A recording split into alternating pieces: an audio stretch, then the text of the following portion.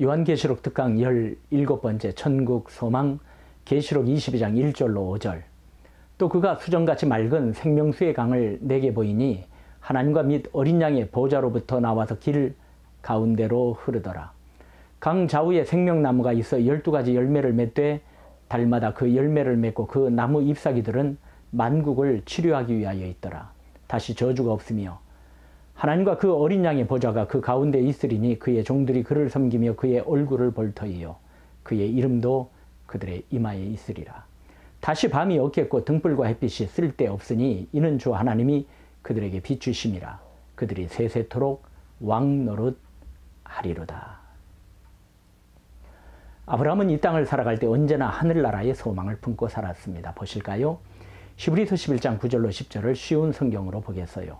그는 믿음 때문에 하나님께서 자기에게 약속하신 땅에 가서 살 수 있었습니다. 그는 그곳에서 갈 곳 없는 나그네처럼 살았고 같은 약속을 받은 이삭과 야곱과 함께 장막에서 거하였습니다. 아브라함은 영원한 터가 있는 성을 기다리고 있었습니다. 그것은 바로 하나님께서 계획하고 세우신 성입니다.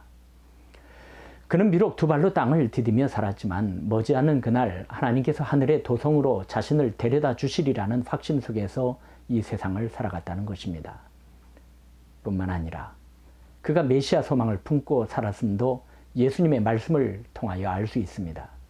예수님은 유대인들에게 아브라함에 대하여 말씀하셨습니다. 요한복음 8장 56절에 기록되어 있죠. 너희 조상 아브라함은 나의 때 볼 것을 즐거워하다가 보고 기뻐하였느니라.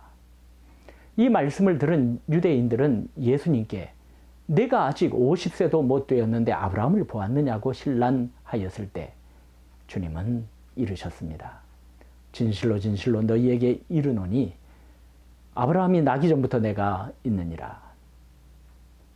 성자 하나님의 이 당연하신 말씀을 유대인들은 이해하지 못했습니다. 예수님을 하나님의 아들로 받아들이지 못한 저들은 주님의 말씀을 도저히 용납할 수 없었습니다. 그래서 돌을 들어 예수님을 치려한 것입니다. 아브라함은 불가능한 가운데에서도 아들을 주신 하나님께서 약속하신 메시아 보내어 주실 줄 확신하며 이삭을 안고 이미 메시아를 주신 줄 믿고 기뻐하였을 것입니다. 믿음은 바라는 것들에 대한 실물입니다. 그리고 보이지 않는 것들에 대한 증거이기도 합니다. 아브라함의 이 같은 신앙은 비록 그가 이 땅에 살지만 머지않은 그날 하나님께서 메시아 주시고 하늘나라를 유업으로 주실 줄 믿고 천국으로의 순례자다운 삶을 살기에 힘썼던 것입니다.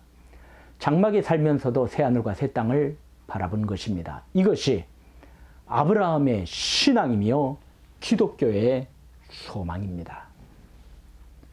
25년 만에 백세나 되어 얻은 이삭과 함께 겁으로 복되게 살면서도 세상에 치우쳐 세상 낙에 빠져 산 것이 아니라 메시아와 하늘의 성에 대한 소망을 분명히 한 것입니다. 아브라함이 본 성을 사도 요한도 보았습니다. 계시록 21장 1절로 4절이죠. 또 내가 새 하늘과 새 땅을 보니 처음 하늘과 처음 땅이 없어졌고 바다도 다시 있지 않더라.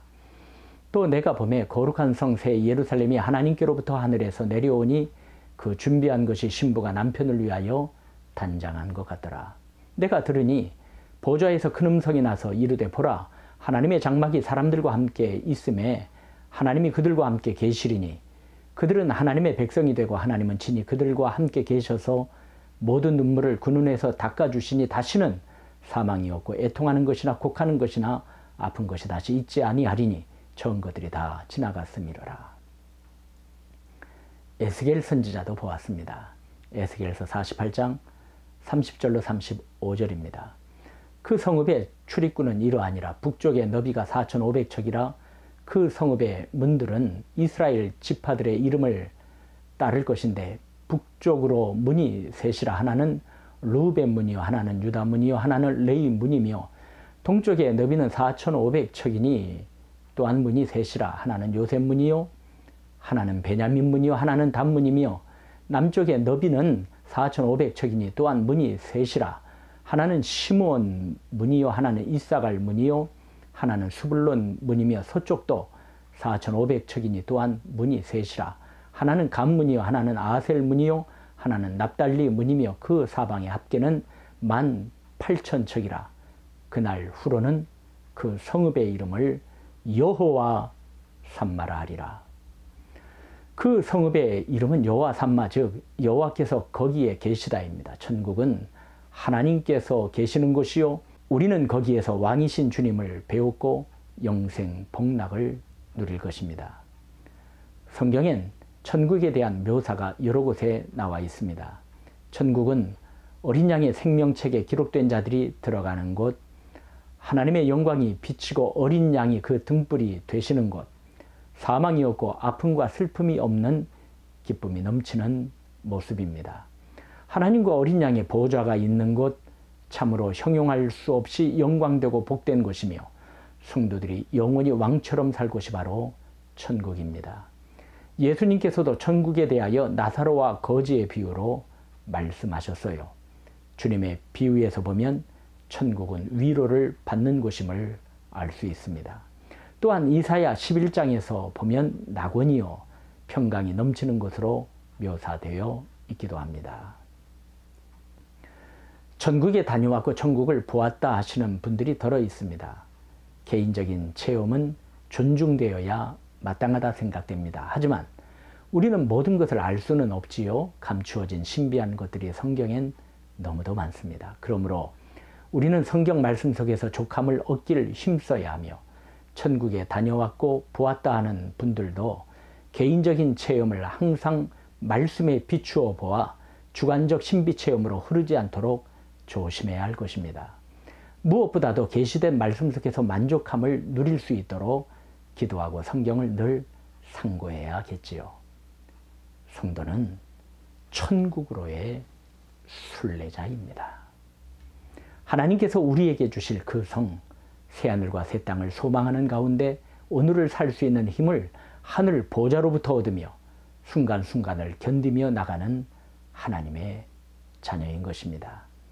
그리고 우리도 머지않아 아브라함이 이 땅에 살면서 그토록 소망하던 그 나라에서, 사도 요한이 그토록 그리던 그 나라에서, 에스겔이 사모하던 저 천국에서 만왕의 왕이요 만주의 주이신 예수님을 만날 것입니다.